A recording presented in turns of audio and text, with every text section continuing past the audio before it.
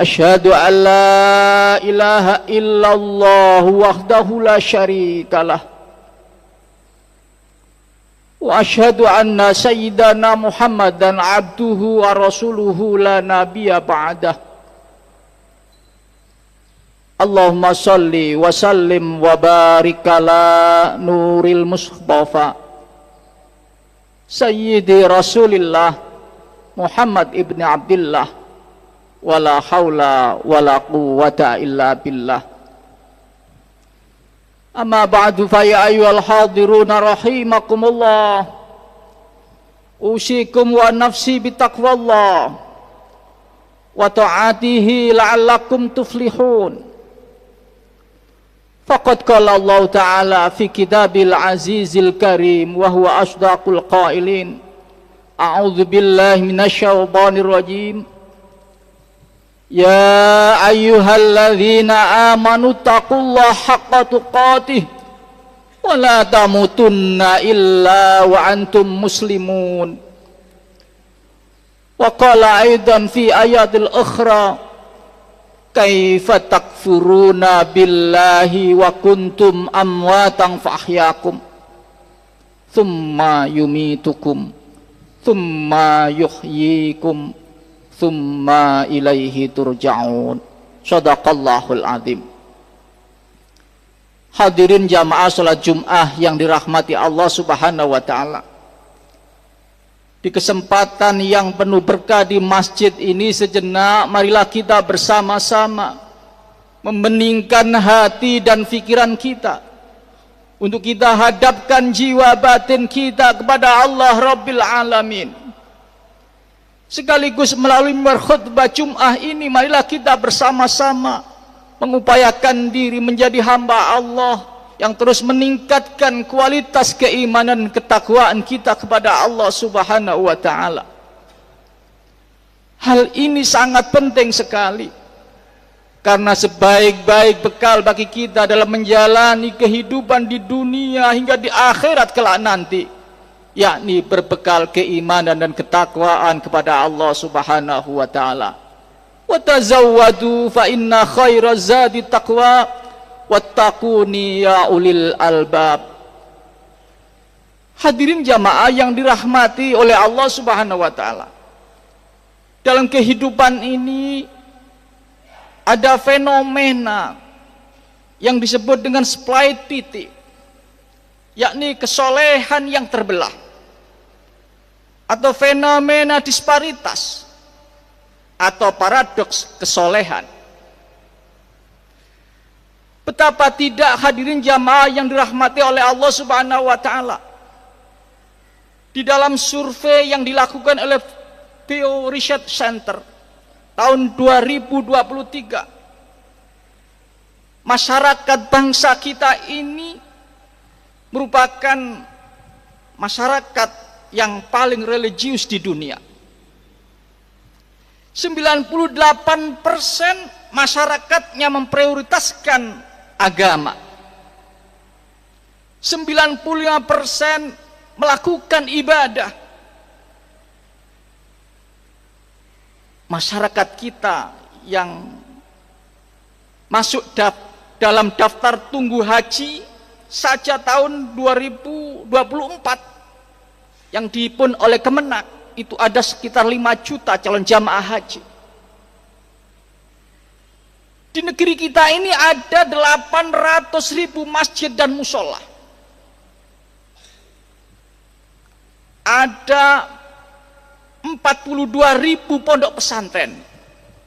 Ini yang terdaftar. Namun hadirin jamaah rahmati oleh Allah Subhanahu wa taala, dalam waktu yang bersamaan pula masyarakat kita ini, menurut survei yang dilakukan oleh Pew Research Center, ternyata masyarakatnya melakukan korupsi tetap tinggi di masyarakat ini. Pembalakan hutan liar terjadi ugal-ugalan, sehingga beberapa saat yang lampau kita saksikan ada banjir bandang di Sumatera atau di tempat yang lain. kejahatan-kejahatan terus terjadi dan terjadi. Hadirin yang rahmati oleh Allah Subhanahu wa taala, inilah yang disebut dengan splait piti, kesolehan yang terbelah. Di sisi lain orang berbuat amal soleh, di sisi lain juga berbuat kejahatan. Hadirin yang rahmati oleh Allah Subhanahu wa taala, Indonesia ini negara yang akan terus maju dan menjadi negara besar. Menurut penelitian yang dilakukan oleh ilmuwan yang terkenal, Syed Hussein Nasr, bahwa negara-negara yang maju, negara-negara yang besar, di sana terjadi justru kejahatan senantiasa semakin meningkat dan meningkat. Pertanyaannya, apakah masyarakat bangsa kita ini juga akan meniru seperti itu? Na'udzubillah, tsumma na'udzubillah min dzalik. Kita sudah punya modal bahwa masyarakat kita itu dianggap masyarakat yang paling religius, dan kita terus diprediksi akan menjadi negara besar dan maju. Para ilmuwan dunia memprediksi Indonesia ini jika konsisten tahun 2045 nanti akan menjadi negara besar. Hadirin yang dirahmati oleh Allah Subhanahu wa taala, namun demikian modal spiritual yang sudah dimiliki ini, marilah kita bersama sebagai masyarakat bangsa yang menghuni negeri ini, yang mayoritas penduduk Indonesia ini adalah muslim, kita mencoba kembali untuk mengkonstruk ulang pemahaman kita terhadap religiusitas, spiritualitas, sehingga apa yang kita lakukan seperti apa yang diharapkan Allah dan Rasulnya. Harusnya orang itu yang semakin spiritual, semakin religius, maka hidupnya semakin berdampak positif dalam dirinya sendiri, berdampak positif dalam keluarganya, bagi masyarakatnya, bagi bangsa negara, bahkan bagi dunia ini. Karena dalam pandangan perspektifnya kaum sufi, orang yang dekat dengan Allah itu akan terlimpahi nurnya Allah. Orang itu kalau mendapatkan nurnya Allah, nur itu dalam pandangan saintik, kuantum fisika, nur itu adalah energi. Orang yang dekat dengan Allah, maka orang itu tentunya akan berenergi, dan akan energi itu menggerakkan dirinya melakukan aktivitas-aktivitas yang positif. Untuk itu hadirin yang dirahmati oleh Allah Subhanahu wa taala, pandangan kaum sufi, orang yang dekat dengan Allah itu mereka akan berakhlak dengan akhlaknya Allah. Takhalluqu bi akhlaqillah, takhalluqu bi asma'illah, bi sifatillah. Kalau Allah itu hafiz, maka orang yang dekat dengan Allah akan memantulkan energi asma Allah. Dia akan menjadi orang yang mampu menjaga diri, keluarga, masyarakat, dan lingkungannya, bangsa dan negara ini.